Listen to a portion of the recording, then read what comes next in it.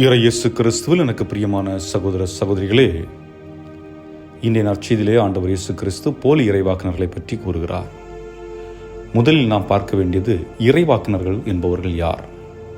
பழைய ஏற்பாட்டில் பார்க்கின்றோம், ஆண்டவருடைய வார்த்தையை மக்களுக்கு எடுத்துச் சென்றவர்கள், அதே நேரத்திலே தவறு செய்த அரசர்களையும் தட்டி கேட்டவர்கள், தவறை சுட்டி காட்டியவர்கள், மக்கள் மனம் மாற வேண்டுமென்று இறைவனுடைய வார்த்தைகளை அவர்களிடம் எடுத்துச் சென்றவர்கள். ஆக இந்த மனிதர்கள் தங்களுக்கென்று வாழ்வதை விட பிறநலம் சார்ந்து வாழ்ந்த மனிதர்களாக இருக்கின்றார்கள். மக்கள் நன்றாக இருக்க வேண்டும், இந்த சமூகம் நன்றாக இருக்க வேண்டும் என்ற எண்ணத்தை வெளிப்படுத்தக்கூடியவர்கள் தான் இறைவாக்கினர்களாக இருந்தார்கள். அதுபோல் அதன் பிறகு இறுதியாக இயேசு வருகின்றார். இயேசு ஒரு மாண்பினை நமக்கு தன்னுடைய வாழ்வின் மூலம் வெளிப்படுத்துகின்றார். எப்படிப்பட்ட ஒரு வாழ்க்கையை வாழ வேண்டும், அந்த வாழ்க்கையில் உண்மையும் நேர்மையும் மையமாக இருக்க வேண்டும், வாழ்வு தன்னலம் சாராது இருக்க வேண்டும், பிறருக்கு என்ன தேவை என்பதை முன்பே அறிந்து செயல்படக்கூடியவர்களாக இருக்க வேண்டும், அன்பு செலுத்தக்கூடியவர்களாக இருக்க வேண்டும், இரக்கமுள்ளவர்களாக இருக்க வேண்டும், நீதியின் பால் வாழ வேண்டும், பிறருக்கு எந்த தேவையில் இருப்பவர்களுக்கு, அதாவது தனிமையில் இருப்பவர்களாக இருக்கலாம், அவர்களுக்கு நாம் உடனிருப்பவர்களாக இருக்க வேண்டும். இப்படி யாரையும் தீர்ப்பிடக்கூடாது, மாறாக உதவி புரியக்கூடியவர்களாக இருக்க வேண்டும் என்பதை இயேசு வெளிப்படுத்துகின்றார். ஆக இப்படி ஒரு வாழ்க்கையை நாம் வாழ்ந்தோம் என்றால் அது நல்ல இறைவாக்கினர்களுக்கான அடையாளம்.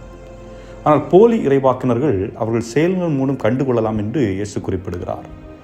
ஆக இன்றைக்கு இருக்கின்ற இறைவாக்கினர்கள் எப்படி இருக்கின்றார்கள்? இவர்கள் இறை வார்த்தையை கொண்டு செல்லக்கூடியவர்களாக இருக்கின்றார்களா, அல்லது இறை வார்த்தையை தங்களுக்கு ஏற்றாற்போல் திரித்து கூட கூறக்கூடியவர்களாக இருக்கின்றார்களா? இயேசு ஒரு சிந்தனை அடிப்படையில் ஒன்றை சொல்லியிருக்கலாம், அதை அவர்களுக்கு தங்களுக்கு ஏற்றாற்போல் மாற்றி அதை சொல்லுகிறார்களா? மக்களை தங்கள் பக்கம் ஈர்ப்பதற்காக செயலில் இறங்குகிறார்களா, அல்லது உண்மையிலேயே இறை வார்த்தையை அல்லது இறை அரசை பரப்ப வேண்டும் என்பதை செயல்படுத்துகிறார்களா என்பது போன்ற நிலைப்பாடுகள் இருக்கின்றன. ஆக இறைவாக்கினர்கள் என்று சொல்லுகின்ற பொழுது அது குறிப்பிட்ட நபரை குறிப்பதல்ல, மாறாக திருமுழுக்கு பெற்ற ஒவ்வொருவரும் இறைவாக்கினர்களே. நாம் அனைவரும் இறைவாக்கினர்கள். அப்படி என்றால் நாம் அனைவருமே உண்மையும் நேர்மை உள்ளவர்களாக இருக்க வேண்டும், இறைவன் இயேசு கிறிஸ்து வாழ்ந்தது போல் வாழ்வாக்க வேண்டும் என்ற ஒரு அழைப்புக்கு உட்படுத்தப்பட்டிருக்கணும். அதை மீறிய ஒரு வாழ்க்கையை வாழ்கின்ற பொழுது நாம் அனைவரும் போலி இறைவாக்கினர்களே.